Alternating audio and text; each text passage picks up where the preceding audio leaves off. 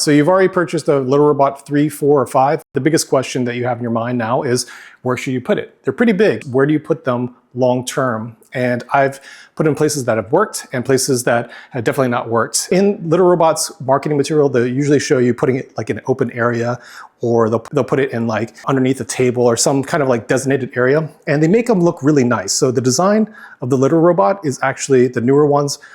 There's a nice visual aesthetic to them, but at the same time, they're still for cats, and they collect their poopies inside it. So what you're seeing here is actually our basement. And I would say that the best place in the basement that we found putting it is actually right when you first come down. So I will note that when the cats use the robot down here, it does have that smell, but we do have a air filter. So it's this guy over here, but you can see the stairs are there. The cats have access to it, and what they like is it's kind of like a dark, quiet area where they can just do their thing. So that's going to be a theme of like where to put these little robots. So this is the basement, seems to work. Let's go upstairs to the next floor and we can take a look at what works there and what doesn't work too. So this is one of the guest bedrooms in our house, and this is one of the closets. If you don't have a guest bedroom, a secondary bedroom that you can use, or a secondary closet, maybe use your main closet. This is another place that has successfully worked for us. And this one we put in the closet. As you can see, it takes up a good amount of the space here. The cats do like it here because it's much more quiet and it's kind of like this dark area. That's what these little kitty cats like, little dark areas where they can hide their poops. So this is where it's at. And also we have like an air filter nearby, like right here. You can see that.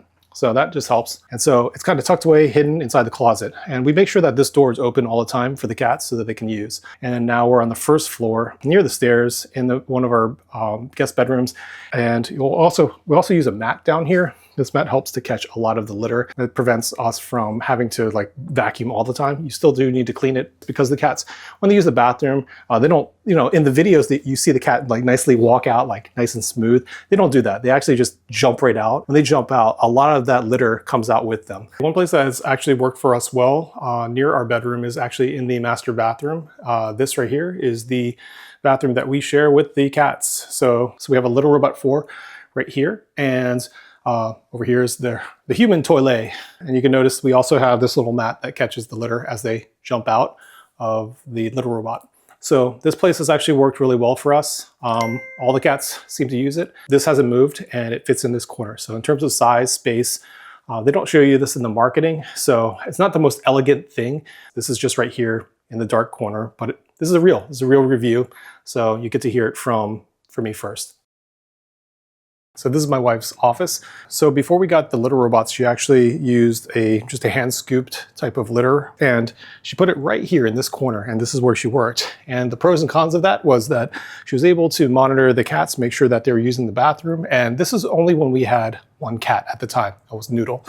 And kind of smelled bad, but she was okay with just like checking on it. But the challenge is it did make a mess. As we got other cats, Taro and Pepper, and then eventually Mocha, we had to expand on that. So we got the Little Robot, we sprung for it. She replaced the litter box with the Little Robot and put it right here. Don't put it near your office if you're working there all the time. Okay, and so this is a bedroom. I would not recommend putting it inside a bedroom next to you. Maybe if you have a closet, that might be an okay place, or inside the bathroom, maybe a good place, but inside the actual bedroom, like next to where you sleep, I don't know if it's a good idea. So imagine you're sleeping and you have like a Little Robot like in this corner over here.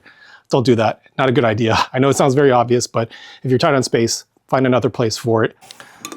This is our dining room area, and this is probably not a place you want to put it. If you're eating food and the Little Robot is there nearby, you're going to smell it. Even though you can put it on a timer, it's not a good place to put it. We've never put it near here. It's just kind of common sense. You wouldn't want to put, the Little Robot near where you eat. Probably not a good place.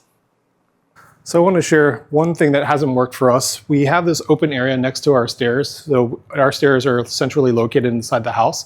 And we thought that it might be a good idea to put the Little Robot actually on this floor right next to the stairs. And it's a really open area. But actually, it turns out that this was probably one of the worst places to put it. Number one, it just made kind of a nasty smell. It circulated around the house, even with filters. Number two, it's just like in this general area, and when the cats jump out, it kicks up a lot of dirt and just required us to clean it up much more often.